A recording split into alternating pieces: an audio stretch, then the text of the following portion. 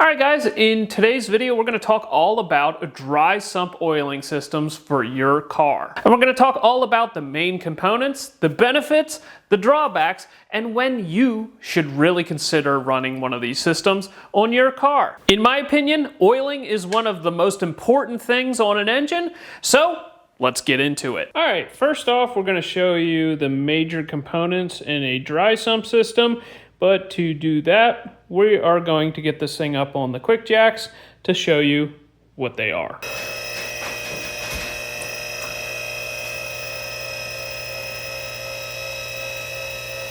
Alright, first off you have your dry sump oil pan. Now this right here is something that I made, and you can typically identify a dry sump pan because it has these external fittings here that come off of the sides, and it's usually very shallow. Next up we have the lines. Now there's quite a few lines on this particular car that go all over the engine. Now the lines are used to suck oil out of the oil pan, up into our dry sump pump, and then into the dry sump tank, and then back into the engine. Next up we have our dry sump pump, which is right here. Now the dry sump pump is driven by what is called a mandrel and a cog pulley, and it usually has a cog belt like what you see on the front here. And this belt isn't like your typical serpentine belt. We do not want any slippage in this system. We really want this thing to be driven at any time, and we don't want to have any scenario where it is not driven. Next up we have our dry sump tank. Now they come in lots of shapes and sizes.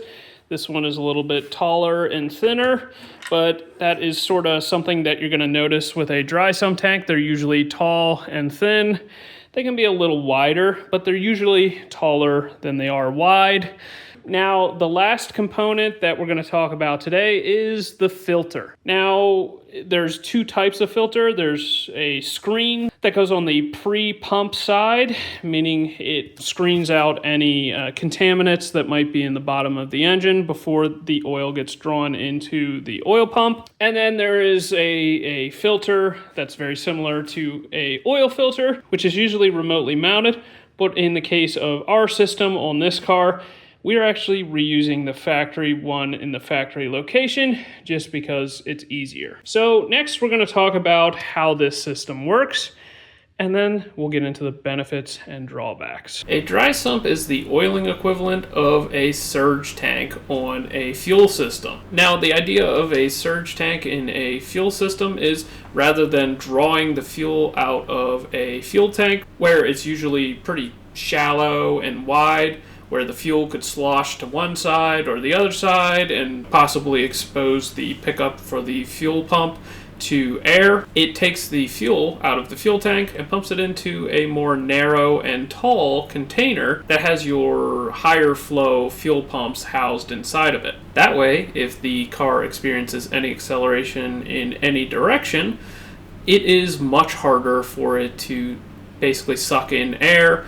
and it's a much better setup for guys that actually want to race their stuff. As we talked about earlier, this is your dry sump pump.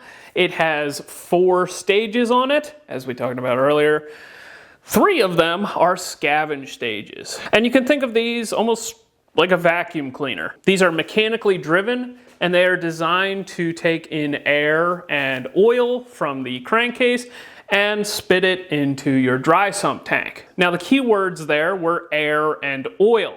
Now obviously it's difficult to lubricate your engine with oil, so we have to put that air and oil into some sort of air and oil separator.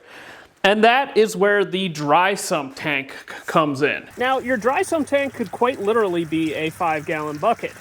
Basically, the goal of the tank is to make sure that no matter how much lateral acceleration this thing sees, that pickup never becomes uncovered. It doesn't matter how far we tip this thing over, it still brings out nice, clean, liquid water in this case.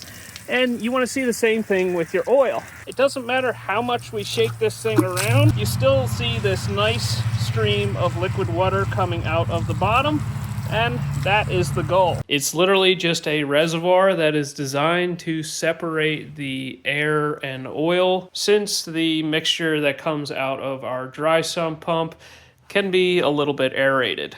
The way that it does this is it has a series of baffles inside of it.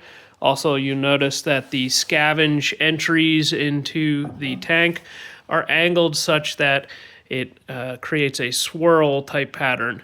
It's very similar to like swirl pots, like what you see on some people's cooling systems. The idea is just to separate the air from the oil so that when the oil makes its way all the way to the bottom, it is nice, clean, liquid oil, so that the dry sump pump can suck it out of the bottom and supply the engine with oil. But it's a pretty simple device. I've seen people run much smaller ones than what we're running here. The reason that we're running such a large one here is just to manage oil temps, because this is a drag and drive car. Now, rather than having an oil pump and a scavenge pump that are two separate entities, what a dry sump pump does is it houses both of these sections of the oiling system on one common shaft. That way you can drive both of these systems with one belt. It simplifies the system greatly, and that's the idea. So now that we understand how it works, let's get into the benefits and drawbacks of a dry sump system. So next, we're going to talk about why you would even want to do this. Now, there's a couple reasons why this is a huge benefit for cars like this. And the main reason for why you need a dry sump on a car like this is because cars move. And cars like this, we want to accelerate pretty fast. Now, when you're running a wet sump, that can be a problem because that oil can slosh in the oil pan and it can run to the one side or to the other side in ways that we don't want. And having a dry sump tank like the one that you see here that is very tall and thin does not allow for the oil to really go very far. To me, this is the primary benefit of a dry sump system, but there's also other benefits that you'll see with it as well. As we talked about with this pump, there are a lot more stages in this pump that are pulling air and oil out of the engine than there is that are pumping it in. The reason for that is because there's actually a benefit to drawing out that air and oil. You will actually start to apply a suction to the crankcase, and that suction can be very powerful. That suction will promote better ring seal on your piston rings, and more ring seal means less leakage past your rings, and more of that cylinder pressure gets turned into torque and therefore horsepower. Also, you can think of your crankshaft rotating around in the crankcase. There's oil slinging off of that thing and droplets coming down from the cylinder head. And the crankshaft has to deal with all of that mess, that sort of froth or slurry of oil. And that froth or slurry will tend to make it more difficult to have the crankshaft rotating around. Your counterweights and the throws of the crankshaft have to deal with that additional windage, as they call it, and it will reduce the amount of horsepower that you get to the flywheel. Now, obviously, this pump here takes a certain amount of horsepower to run, and it's definitely more than you would see on your typical wet sump oil pump. So, ideally, the benefits that I talked about should be greater than the amount that it takes to drive this pump, and in a lot of cases you'll see that. But it's not really like a hard and fast, like, oh, it's 35 horsepower or whatever. Well-designed engines, such as the LS engines, may see as little as 9. There's actually a great video out there from Ben Strader over at EFI University where he did the exact test that we were just talking about. He ran a wet sump versus a dry sump, and he only saw like 9 horsepower gain from that conversion. And that's because the LS engine is just really well designed as far as windage. They have a factory windage tray that does a pretty fantastic job. And, the ring pack on, the LS stuff is pretty dang good. But the benefits don't stop there. On engines like the Vortec 4200 or the LS, the oil pump in the factory location is driven directly off the front of the crankshaft. And that means that if you spin the engine at 8,500 RPM, the oil pump gets spun at 8,500 RPM. Oil pumps do not like when you spin them at 8,500 RPM. And since you have a mandrel up here and a belt, you can actually change the pulley ratio between the dry sump pump and the engine itself. In the case of this engine right here, I have sized the two pulleys here so that when the engine is spinning at 8,000 RPMs, we see about 4,200 RPMs over here at the dry sump pump. You normally don't want to exceed 4,000 to 4,500 RPM, and you can play with that pulley ratio. This is a huge advantage. When you spin a pump at too high of an RPM, what will typically happen is you will start to cavitate the oil pump, and you'll actually see the oil pressure in the engine start to go down. And it usually leads to very low quality oil coming out of the oil pump itself to lubricate your engine. All right, last benefit that we're going to talk about with the dry sump system is the ability to get your engine lower in the chassis. In racing styles such as like autocross and even drag racing, getting the engine lower in the chassis can be a huge benefit.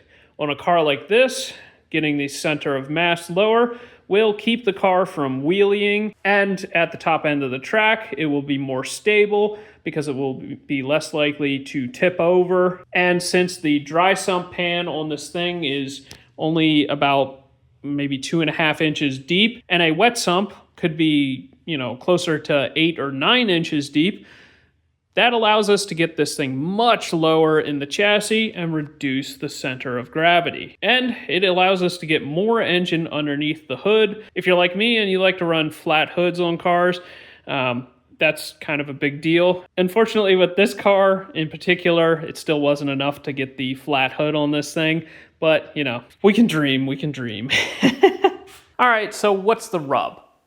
Obviously, this system is a heck of a lot more complex than your typical wet sump system. There is a lot more lines running all over the engine bay, and it takes up a lot more space. Making room for the dry sump tank in particular on this car was a little bit challenging.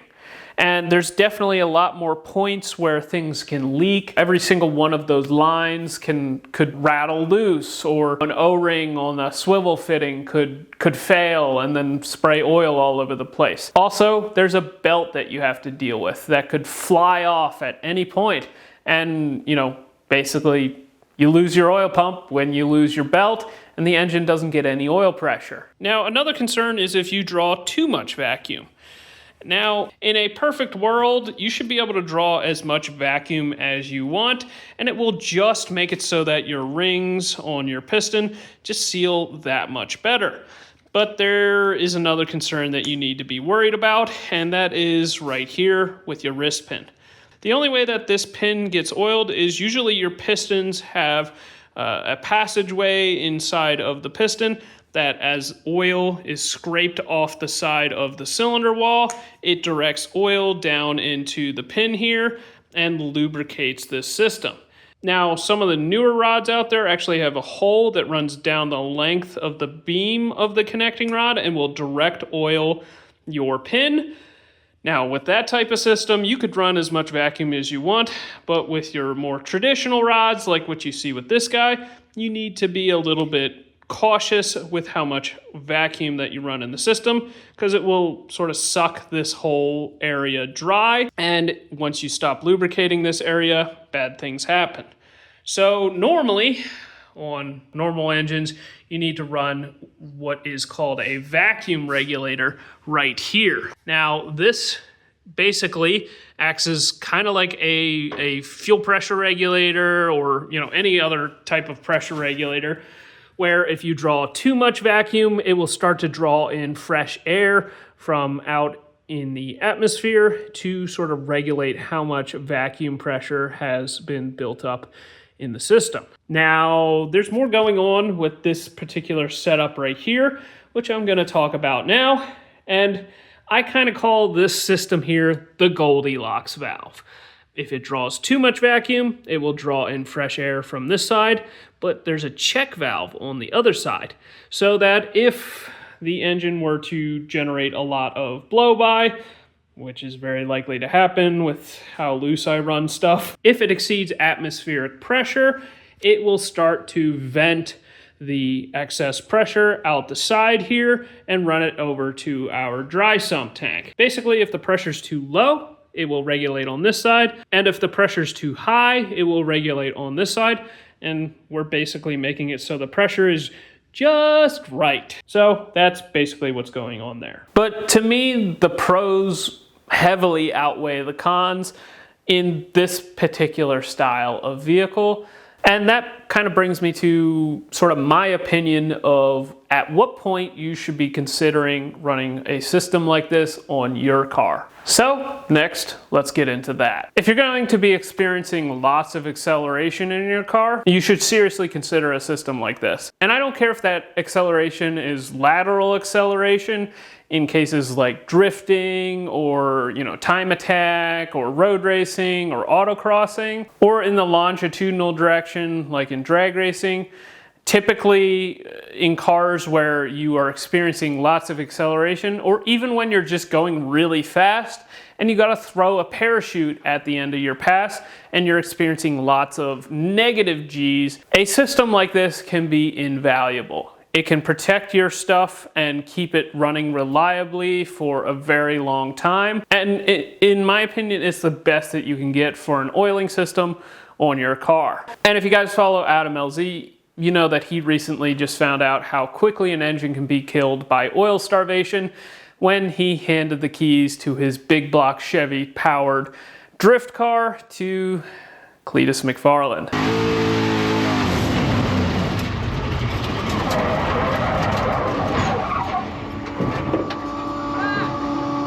Brother, I think it just blew up. So clearly, oiling is very important. It's the lifeblood of your engine.